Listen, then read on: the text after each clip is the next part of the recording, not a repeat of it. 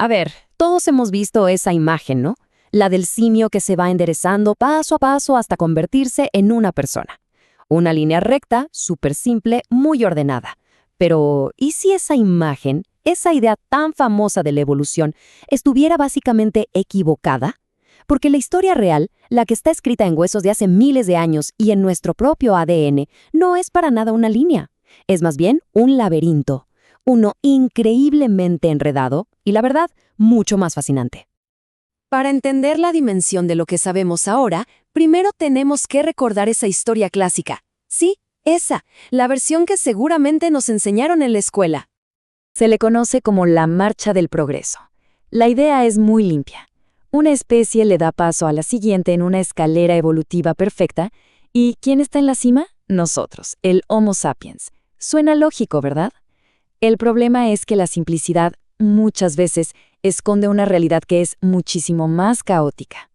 Y esta narrativa se metió de lleno en el modelo que llamaron fuera de África.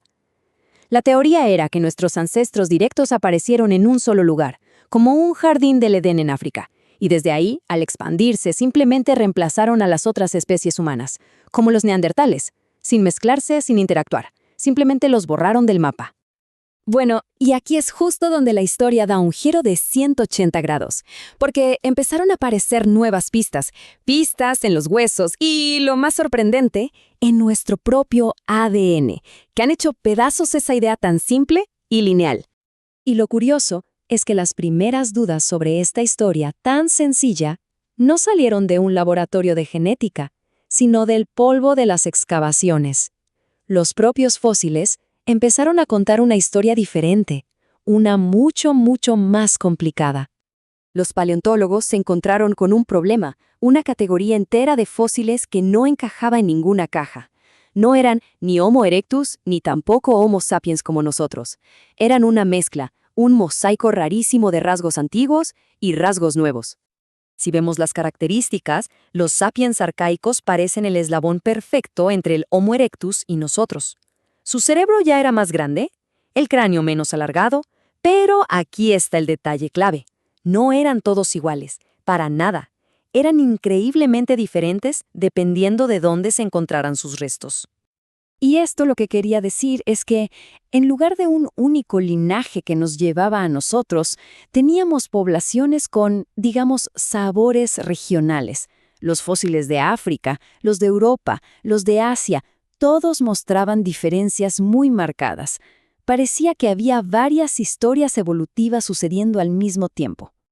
Y entonces, ¡pum!, un descubrimiento en Jebel Irhoud, en Marruecos, lo cambió todo.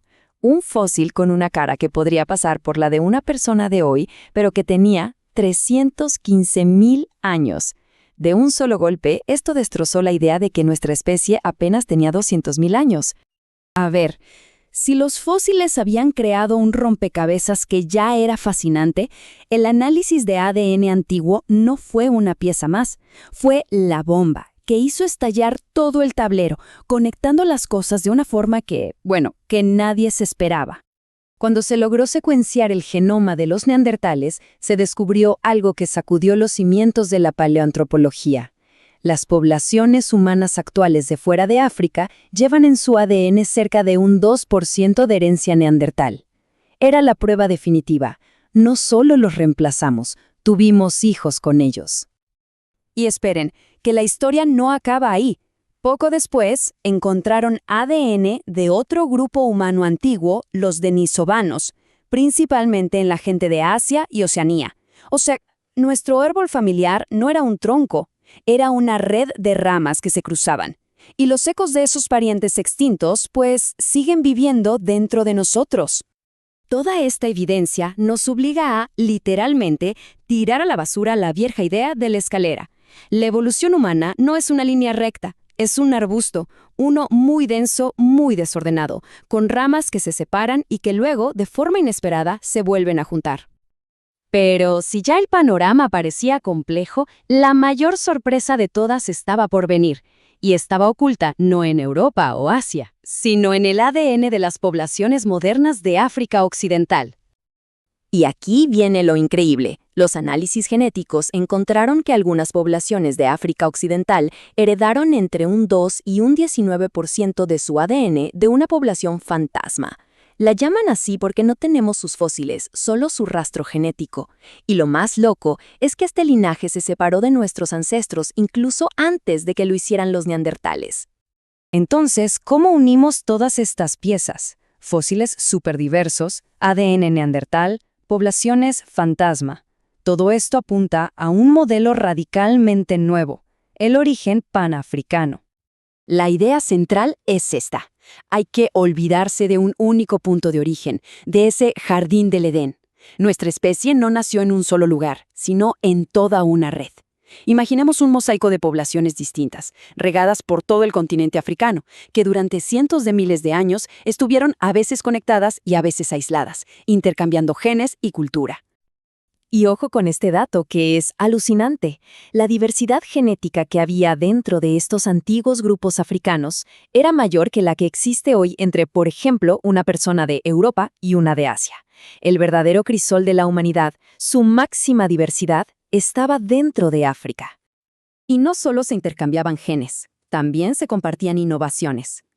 Descubrimientos como el uso de herramientas súper complejas en Sudáfrica hace 160.000 años demuestran que el comportamiento moderno no apareció de golpe en un solo lugar, sino que fue floreciendo en distintos puntos de esta gran red africana. Ok, entonces, ¿qué significa toda esta nueva y compleja historia para nosotros hoy en día? Esta es la prueba definitiva de nuestro origen africano. Toda la inmensa diversidad genética de nuestra especie estaba en África. Las poblaciones del resto del mundo, básicamente, se fundaron a partir de pequeños grupos que salieron de allí, llevando consigo solo una pequeña muestra de esa diversidad original. Esto nos lleva a una conclusión súper profunda sobre la idea de raza. El consenso científico es clarísimo.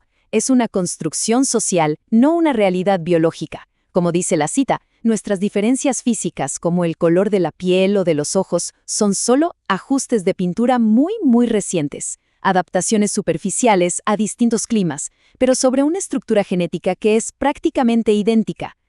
Al final, lo que descubrimos es que nuestra historia de origen es mucho más rica, mucho más interesante y, sobre todo, mucho más colaborativa de lo que pensábamos.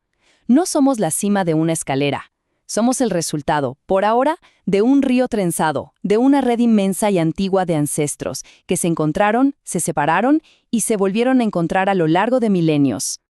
Esta nueva forma de ver nuestro pasado no cierra el libro de la historia humana. Al contrario, abre un capítulo completamente nuevo y mucho más emocionante. Nos demuestra que, lejos de tener todas las respuestas, apenas estamos empezando a leer la increíble saga que está escrita en lo más profundo de nuestros genes.